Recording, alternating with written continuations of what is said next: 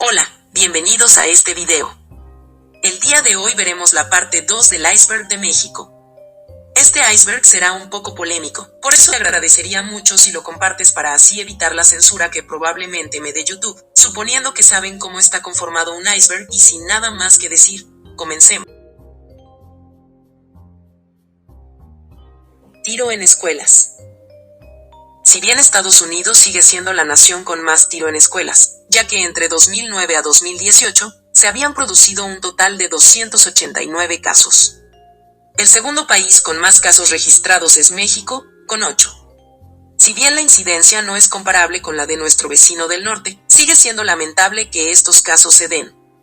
Estos son los casos registrados. En 2001, un niño de 14 se quitó la vida de un vaso en la cabeza delante de sus compañeros de clase en la Ciudad de México. En 2007, un padre de familia asesina a la directora del colegio Winston Churchill School dentro de las instalaciones.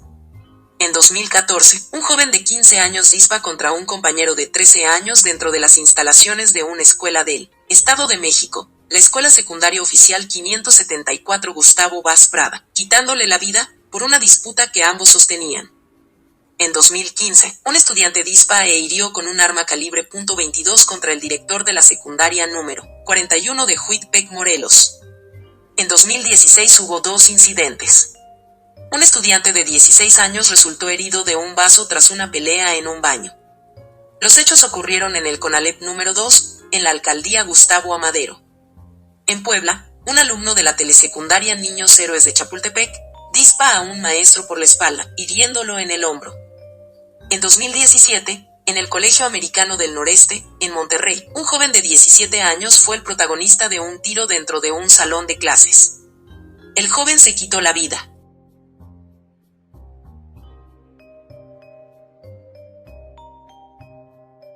...43 de Ayotzinapa. En la noche del 26 de septiembre de 2014, 43 estudiantes de la Escuela Rural Normal de Ayotzinapa desaparecieron en la ciudad mexicana de Iguala, en el estado de Guerrero, y jamás se supo de ellos.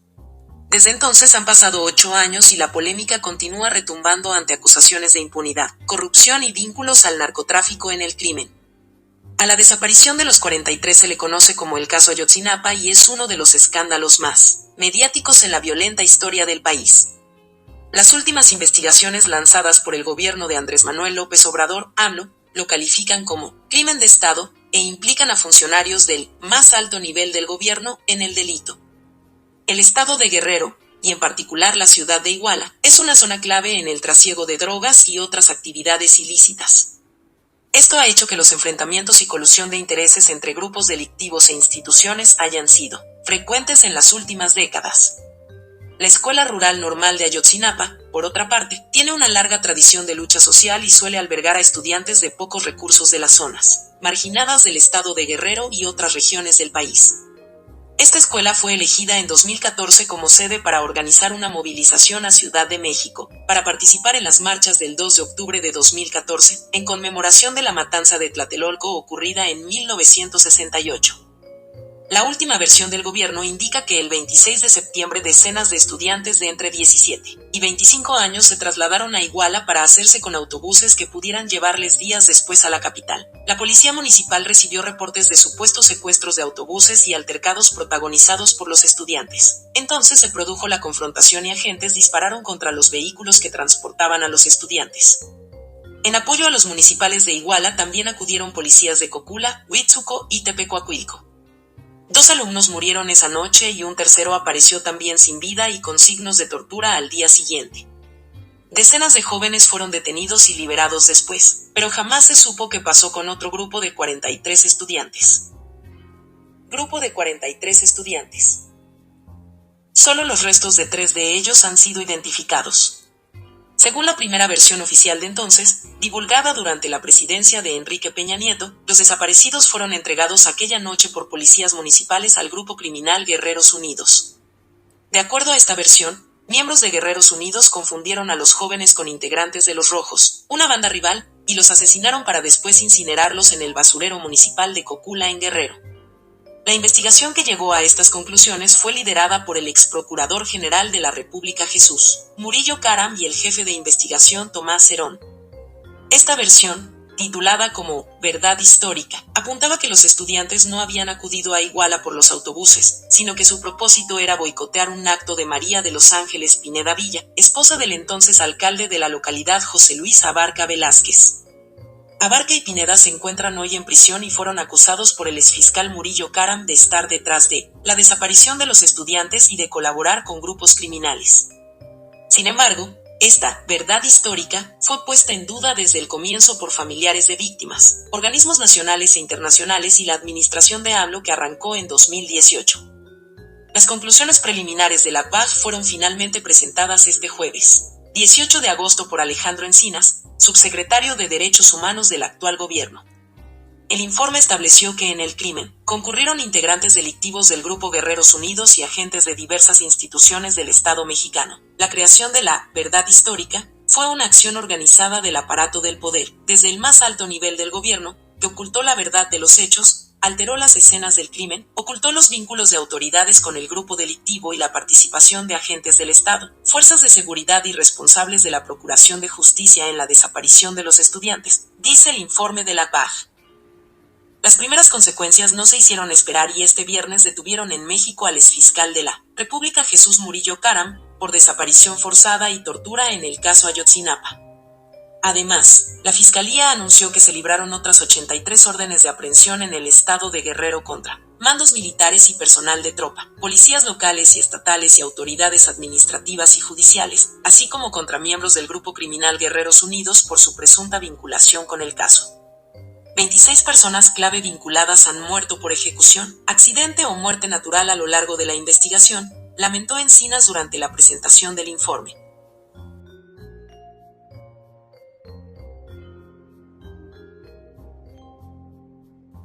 Caso de Devani. El 9 de abril de 2022 se produce un hecho que conmociona a un país azotado por la violencia contra las mujeres y la inacción de las autoridades. Devani Escobar, de 18 años, desaparece frente al motel Nueva Castilla, en el kilómetro 15 de la carretera que va de Monterrey a Nuevo Laredo, en el estado de Nuevo León. Durante los días posteriores, el motel fue registrado hasta 4 veces por las autoridades. Ni rastro de la joven. 2 semanas después, tras una intensa búsqueda de las organizaciones civiles y las fuerzas policíacas estatales, el cuerpo sin vida de Devani Escobar aparece flotando en una cisterna de ese mismo motel. La oleada de indignación por un caso que ya se había convertido en un símbolo de la violencia de género en el país presionó a las instituciones estatales a ofrecer una investigación seria sobre el crimen. 6 meses después, el caso ha pasado a manos de la Fiscalía Federal ante los escasos avances. No hay ni un solo detenido. La muerte de Escobar sigue siendo un misterio. La Fiscalía General de la República se hizo con el expediente y poco después, el fiscal de Nuevo León y máximo responsable de la investigación, Gustavo Adolfo Guerrero, renunció a su cargo. Bajo su mandato apenas se consiguió arrojar algo de luz sobre el crimen.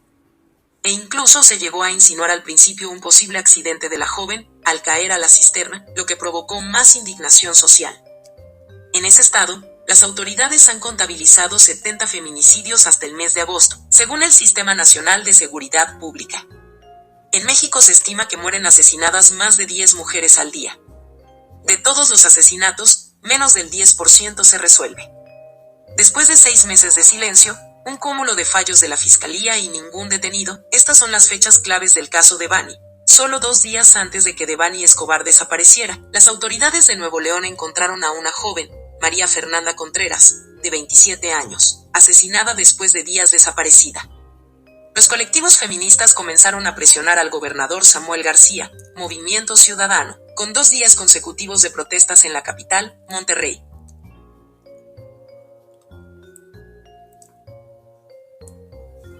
Ciudadano, con 2 días consecutivos de protestas en la capital, Monterrey.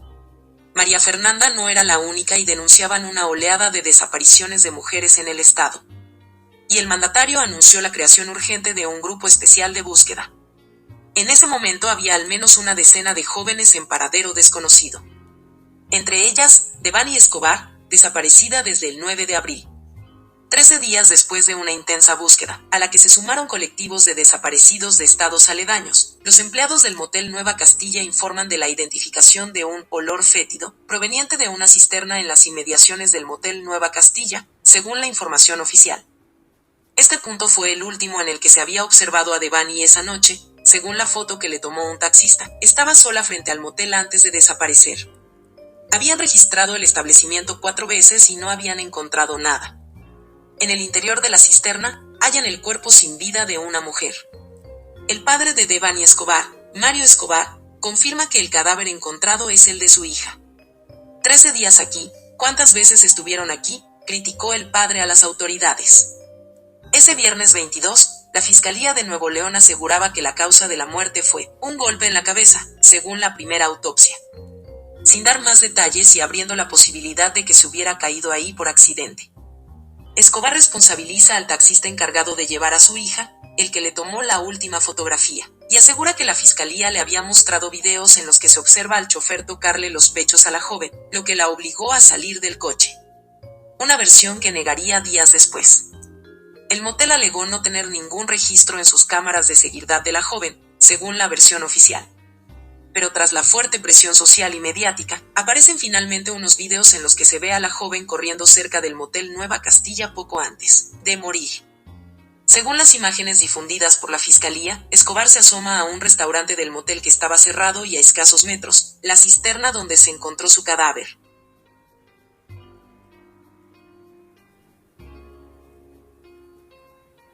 Conferencia de prensa. Las autoridades refuerzan la tesis del accidente y la indignación se agudiza. La familia de la víctima tuvo acceso a estas grabaciones 2 días antes, el 25 de abril.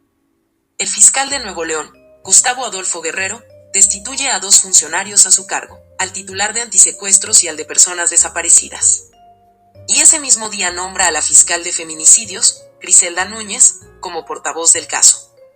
El objetivo: tratar de revertir la falta de sensibilidad a la hora de comunicar los avances en la investigación de la muerte violenta de una mujer. Al cadáver de Devani se le han practicado 2 autopsias y se han emitido 3 informes. En el primero, que establecía la causa de muerte por un fuerte golpe en el cráneo, no se explicaba la mecánica de la muerte ni si había participado a alguien más. En este segundo dictamen, incluido en la carpeta bajo secreto de sumario, un médico forense autorizado por la Fiscalía señaló que Devani Escobar fue asesinada y sufrió abuso sexual antes de morir. El doctor emitió su dictamen según las pruebas médicas, fotografías del cadáver que se le habían practicado en la primera autopsia. En este segundo dictamen se descarta por primera vez la hipótesis del accidente que el organismo público sugería en las semanas anteriores. Según los datos del documento, la joven fue golpeada varias veces con un agente contundente en la cabeza y murió antes de llegar al tanque de agua. El gobierno de Andrés Manuel López Obrador ofrece su soporte científico y de inteligencia para esclarecer la verdad sobre el caso. El presidente se reúne con los padres de Escobar y les promete que no habrá impunidad.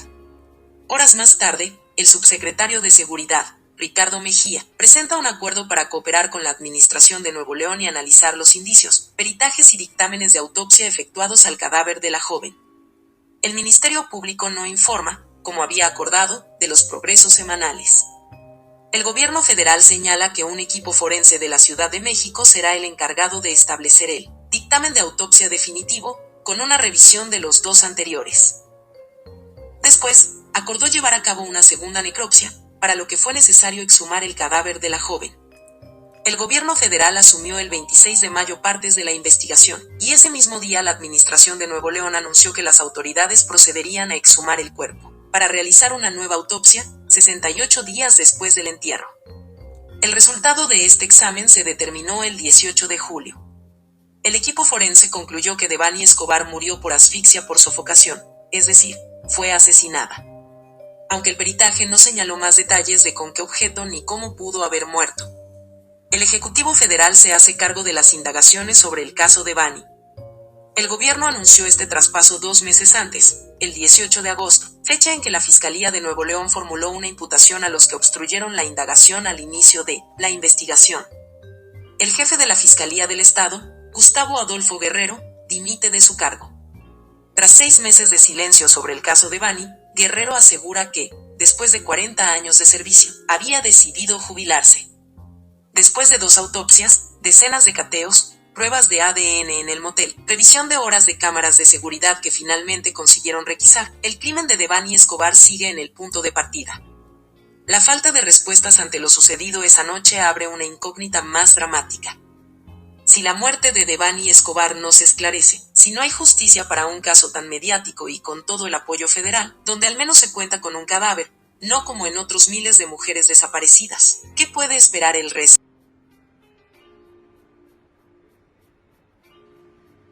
Morelia 1598. Los atentados del 15 de septiembre de 2008 en Morelia fueron una serie de ataques terroristas cometidos en contra de la población civil en la ciudad de Morelia, México, durante la ceremonia del 198 aniversario del Grito de Independencia, conmemoración del inicio de la lucha por la independencia de México en 1810, en pleno centro histórico de la ciudad. Ningún grupo u organización se adjudicó como autor de los atentados, que son los primeros de su tipo en la historia de México. De acuerdo con las primeras investigaciones, todo parece apuntar que fueron ejecutados por algún cártel del narcotráfico contra los cuales el gobierno mexicano libra una guerra desde diciembre de 2006.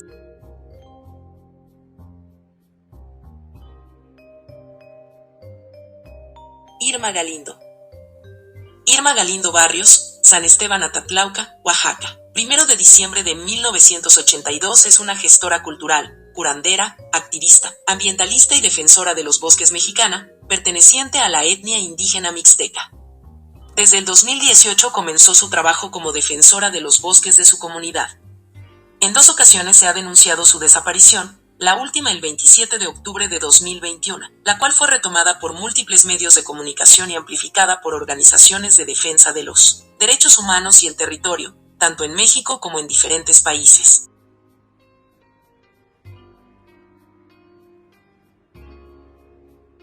Fátima Cecilia. El asesí de Fátima Cecilia hace referencia a la desaparición y asesí de una niña de 7 años, cuyo cuerpo fue encontrado en un terreno baldío en Xochimilco, Ciudad de México. La menor desapareció el 11 de febrero de 2020 y 4 días más tarde, el 15 de febrero, apareció muerta en una bolsa de basura con signos de violencia física y abuso. El asesí de Fátima causó conmoción en México y sensibilizó a la sociedad en torno al fenómeno de los feminicidios.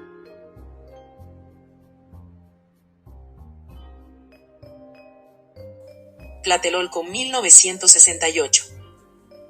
El 2 de octubre de 1968, en la Ciudad de México se suscitó una terrible matanza ocurrida en Tlatelolco, en la Plaza de las Tres Culturas, provocando la muerte de más de 300 personas.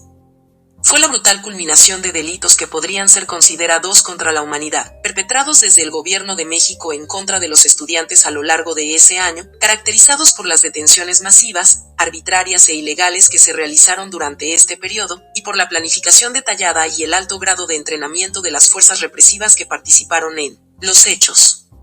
Así lo han calificado los sobrevivientes de ese movimiento, quienes exigen que a los responsables se les juzgue por genocidio. La masacre fue cometida por el ejército mexicano y el grupo paramilitar Batallón Olimpia en contra de una manifestación pacífica. La presencia de este batallón en el lugar de los hechos fue negada inicialmente por el presidente de México, Gustavo Díaz Ordaz, 1964 a 1970, aludiendo que su función era custodiar las instalaciones para los Juegos Olímpicos.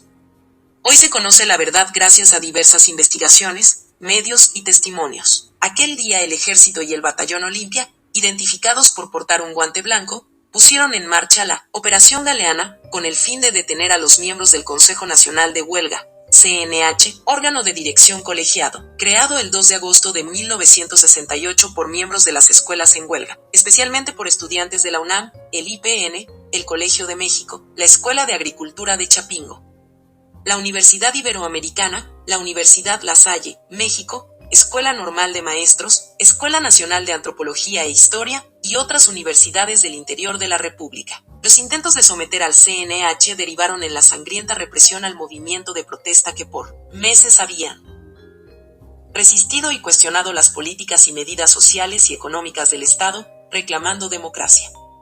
El movimiento estudiantil de 1968 tuvo también carácter social, ya que además de participar los estudiantes universitarios, preparatorias y vocacionales entre otros, se unieron profesores, obreros, amas de casa, sindicatos e intelectuales tanto de la Ciudad de México como del interior de la República.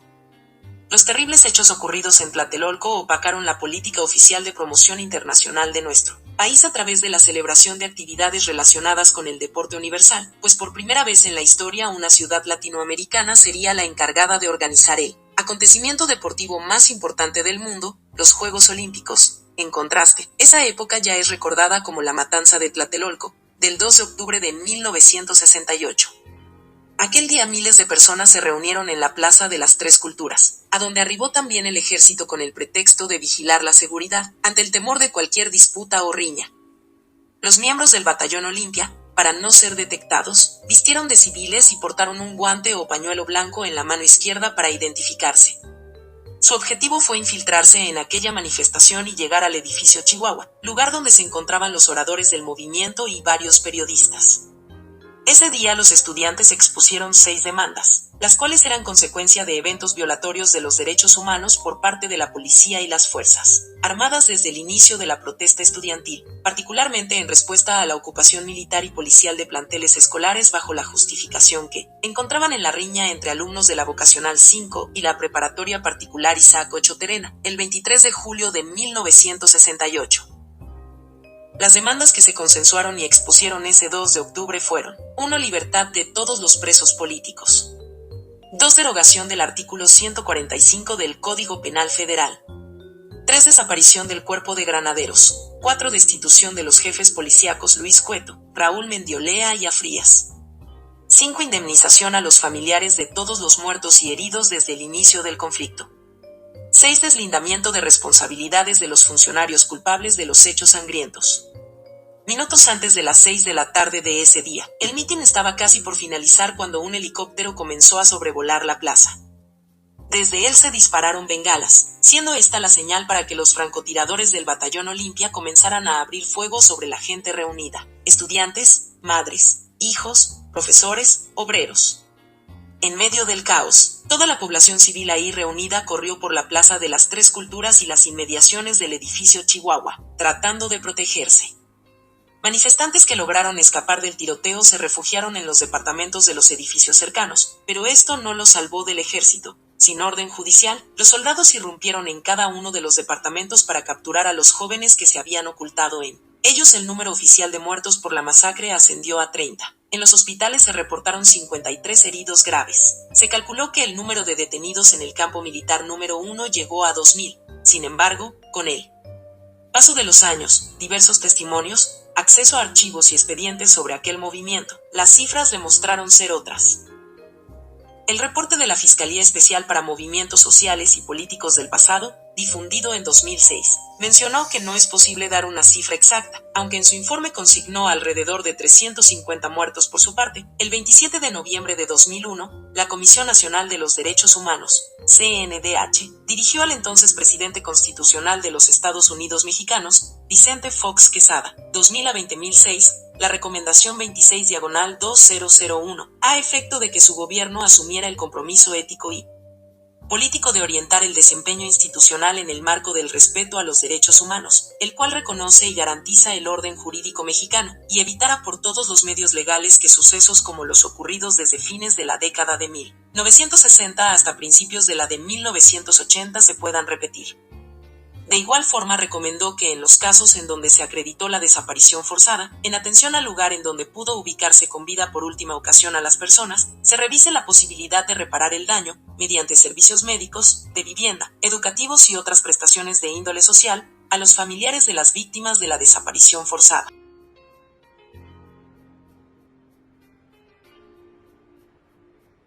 Vuelo 940. El vuelo 940 de Mexicana de Aviación fue un vuelo comercial que operaba la ruta Ciudad de México-Los Ángeles, con escala en Puerto Vallarta y Mazatlán, el 31 de marzo de 1986. El aparato siniestrado era un Boeing 727-200 con matrícula XAME. Fue el desastre aéreo más grave de 1986. Es el peor accidente aéreo de México y el más mortífero de un avión Boeing 727.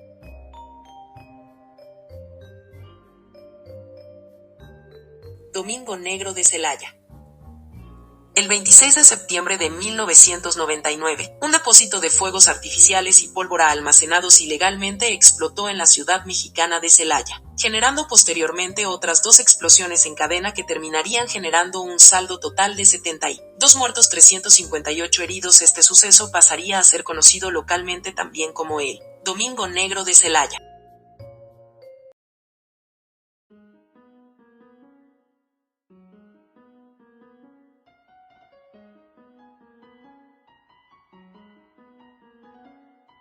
Marchas feministas arregladas. Esta es una teoría la cual trata sobre que las marchas feministas están arregladas por el gobierno. Esta teoría es un poco extraña, ya que de seguro te preguntarás, ¿por qué el gobierno quisiera que las mujeres hagan marchas y que destruyan locales, etcétera? Pues en mi opinión esto se puede deber a que el gobierno quiere aumentar la igualdad de género, ya que haciendo este tipo de marchas, todos los noticieros hablarán de eso, provocando que muchas personas escuchen la noticia. Sin embargo, lo que no creo que tiene mucho sentido es que no creo que el gobierno quisiera que establecimientos sean banalizados, entonces esto quedaría más como una teoría.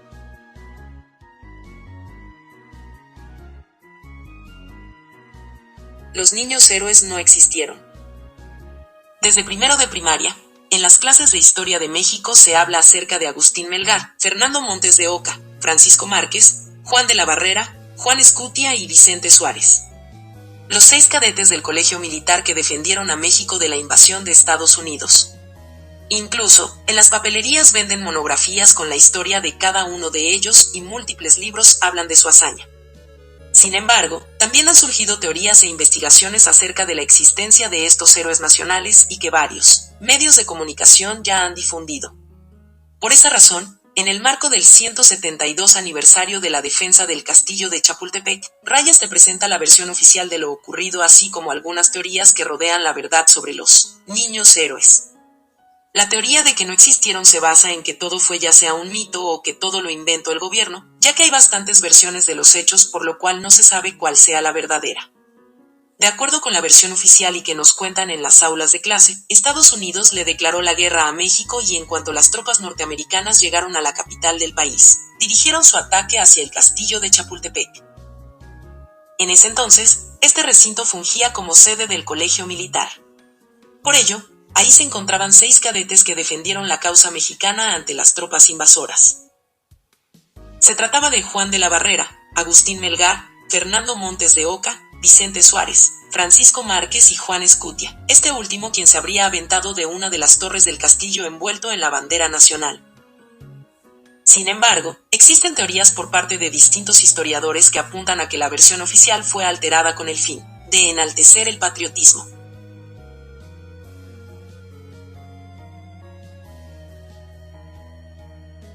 Acesi de Álvaro Obregón. El acesi de Álvaro Obregón fue un magnicidio perpetrado por José de León Toral en el restaurante La Bombilla, ubicado en el barrio de San Ángel de la Ciudad de México el 17 de julio de 1928 a las 14:20 de la tarde, hora del centro de México, UTC-6. La víctima fue el presidente electo de México, el general Álvaro Obregón Salido, quien iba a empezar su segundo mandato sobre el país, el cual debía iniciar el 1 de diciembre de 1928 y concluir el 30 de noviembre de 1934. El acesi de Obregón marcó un punto de inflexión importante en la política mexicana del siglo XX, dando comienzo a la etapa histórica conocida como Maximato. El general Obregón fue el último presidente de México que buscó su reelección y su magnicidio el único caso entre los mandatarios electos del país. La especulación sobre los motivos de su asesinato incluían intereses políticos de grupos antirreeleccionistas, del presidente de México Plutarco Elías Calles, de Luis N. Morones, secretario de Industria, Comercio y Trabajo, y de grupos religiosos inconformes con las políticas antieclesiásticas del gobierno. Inmediatamente después de la muerte de Obregón surgieron sospechas sobre el autor intelectual del asesinato. El grupo obregonista acusó abiertamente a Luis N. Morones y en algunas ocasiones al presidente Plutarco Elías Calles de ser los instigadores del magnicidio. Esta hipótesis pareció adquirir fuerza a partir de la reacción de Calles al ver el cadáver de Obregón, insultándolo irónicamente con la expresión ¿querías ser presidente? Tal por cual, pues no llegaste, y por ser el principal beneficiado de su fallecimiento. La instauración del maximato permitió a Calles controlar a 3 presidentes y dominar la política nacional durante 6 años. Este ha sido la segunda parte del iceberg de México. Espero les haya gustado. Si es así, les agradecería que se suscribieran y le dieran like. Sin nada más que decir, gracias por ver el video y nos vemos en la siguiente parte.